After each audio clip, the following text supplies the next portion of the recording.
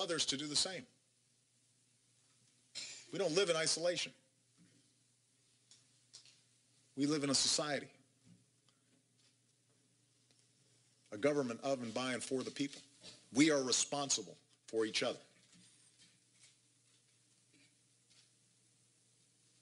You know, the right to worship freely and safely, that right was denied to Sikhs in Oak Creek, Wisconsin. The right to assemble peacefully, that right was denied shoppers in Clackamas, Oregon, and moviegoers in Aurora, Colorado.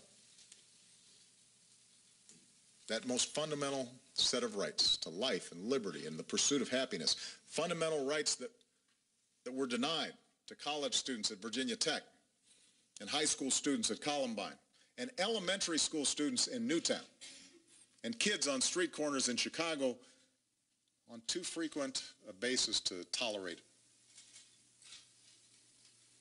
And all the families who've never imagined that they'd lose a loved one to a bullet. Those rights are at stake. We're responsible. You know, when I visited Newtown last month, I spent some private time with many of the families who lost their children that day, and one was the family of Grace McDonald. Grace's parents are here. Grace was 7 years old when she was struck down. Just a gorgeous, caring, joyful little girl. I'm told she loved pink. She loved the beach. She dreamed of becoming a painter. And so just before I left, Chris, her father, gave me one of her paintings.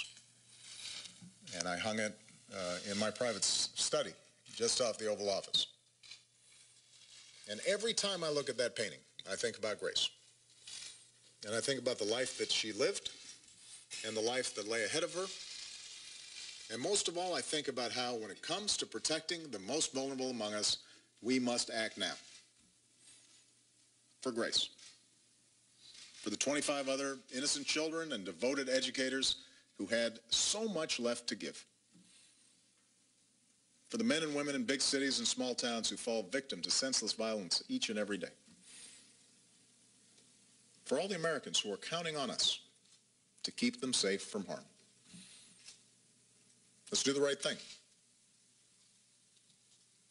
Let's do the right thing for them and for this country that we love so much. Thank you. I'm going to sign these orders.